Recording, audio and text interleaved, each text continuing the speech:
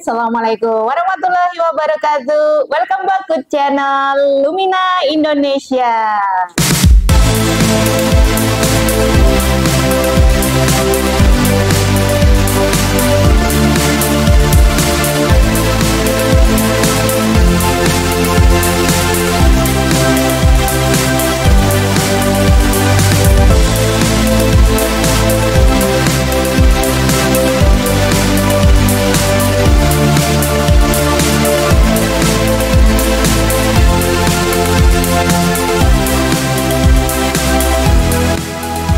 Sahabat semuanya nih yang punya keinginan bisnis atau sekarang sedang bisnis, sebenarnya sahabat punya tujuan apa sih dengan membangun bisnis ini?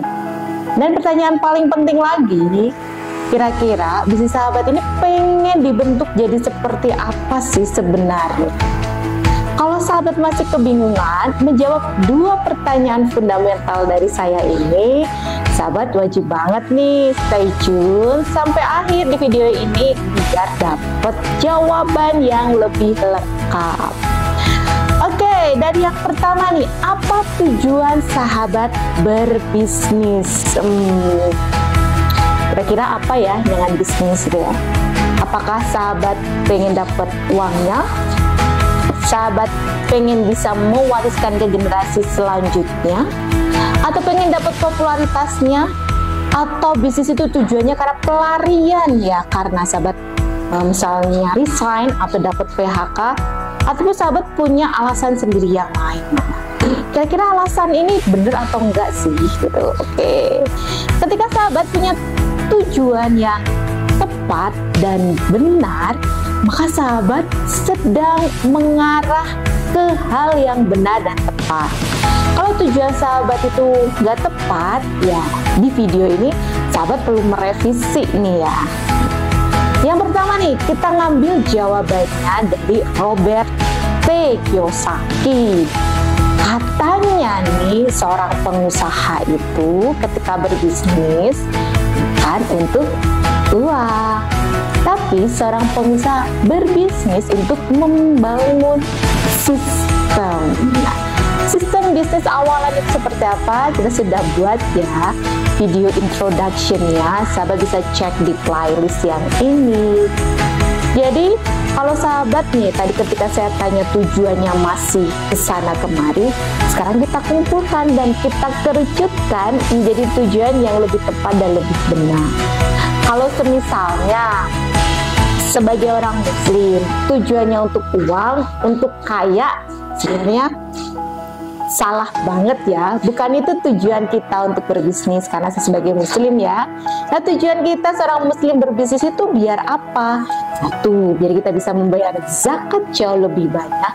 Kedua, biar kita bisa sedekah jauh lebih banyak. Itu salah satunya. Kita masuk pertanyaan yang kedua ya. Kira-kira nih, tadi pertanyaan kedua saya apa nih? Sahabat bisa cek dulu di sebelumnya ya. Jadi pertanyaan kedua ini menjawab lebih dalam lagi, bisnisnya pengen kita bentuk seperti apa nih?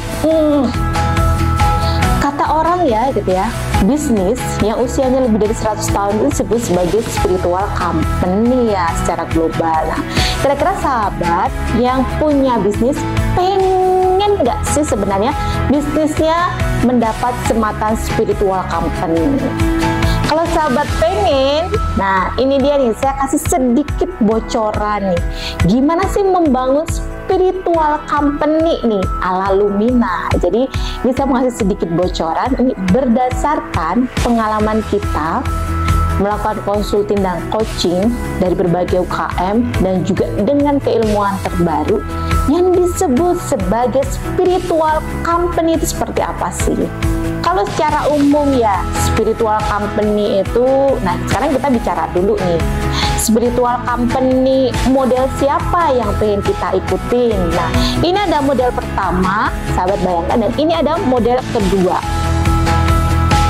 Model pertama ini adalah spiritual company yang sudah diumumkan perusahaan-perusahaan global ya secara mendunia. Jadi mereka fokusnya bagaimana mempertahankan bisnis itu tetap bertahan sampai usia 100 tahun dan bagaimana mereka memperbesar profit ya dengan berbagai cara, bisa customer relationship, bisa dengan produk, pelayanan, marketing, dan yang lain sebagainya. Dan dia mengutamakan hubungannya dengan manusia, jadi memberikan sesuatu yang bermanfaat dengan manusia. Sekarang kita pakai model yang kedua nih. Model yang kedua ini, jadi kita akan mencontoh spiritual company yang sudah dijamin orang-orangnya ketika menjalankan ini mendapatkan kebaikan di akhirat ya. Nah, sahabat pilih yang mana nih? Pilih yang A atau pilih yang B? Karena cara kita membangun akan berbeda. Nah, kalau di Lumina sendiri kita akan menggunakan model yang ini ya, sahabat semuanya. Jadi kita tidak hanya membangun hubungan yang baik dengan sesama manusia, tapi kita juga akan membangun hubungan yang baik dengan pencipta kita. Oke, kira-kira bocorannya apa nih? Bocoran yang paling pertama adalah kita perlu memunculkan nih alasan yang paling kuat atau disebutnya value ya. Value ini nanti banyak banget nih. Kalau jalan siapa yang pengen kita ikuti ya tentu kita harus mengikuti jalan itu. Mulai dari value diri kita sendiri, secara perusahaan, secara customer, secara partnership investor dari luar. Lalu kalau misalnya ini adalah bisnis keluarga, value terhadap keluarga. Value-value tadi perlu sahabat temukan nih. Kalau beberapa kesempatan yang lain, biasanya klien saya kasih waktu 1 minggu nih untuk merenungkan nih, mencari value yang terdalam. Tidak sedikit juga yang perlu saya revisi. Ternyata value yang dia sampaikan itu masih titik teruat, masih tanpa sadar mengikuti model yang di sini nih, belum mengikuti model yang di sini. Nah, itu bocoran yang pertamanya. Ketika sahabat sudah dapat bocoran ini dan sahabat bisa melaksanakannya, maka kita akan mulai masuk bisa membentuk sistem spiritual company yang nggak perlu nunggu waktu 20 tahun untuk membangun spiritual company seperti di model yang di sini. Tapi sahabat bisa langsung dari awal mendeclare, membuat, menguatkan sistemnya dengan sematan spiritual company. Gimana nih? Sudah cukup terbuka ya dengan spiritual company. Jadi di spiritual company ini kita tidak hanya fokus terhadap hubungan terhadap manusia, tapi kita juga perlu memperhatikan bagaimana hubungan kita dengan pencipta kita, yang itu kita masukkan di dalam bisnis kita sehingga kita punya sudut pandang yang tepat, kita punya keyakinan yang baik dan benar, dan kita juga punya motivasi yang selalu membuat kita menyala dan insya Allah membuat hidup kita, keluarga kita, orang sekitar kita menjadi lebih tenang, lebih bermanfaat, dan kita menemukan kebahagiaannya. Karena kenapa sahabat? Karena nggak banyak ya klien-klien di kami dengan omset yang ratusan juta atau miliaran ya.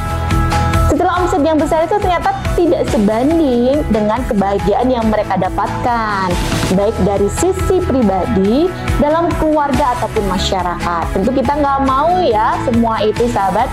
Dengan waktu kita yang sedikit, dengan usia kita yang kejar-kejaran, dengan batas akhir usia kita, tentu kita harus menjadi manusia yang cerdas, menjadi pembisnis yang cerdas, yang bisa memilih cara yang akan membuat kita cerdas hingga nanti kita bisa panen, bukan hanya di dunia, tapi setelah kita meninggalkan dunia.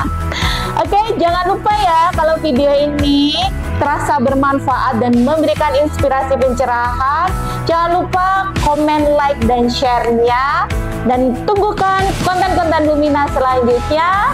Sampai jumpa lagi. Assalamualaikum warahmatullahi wabarakatuh. Bye-bye.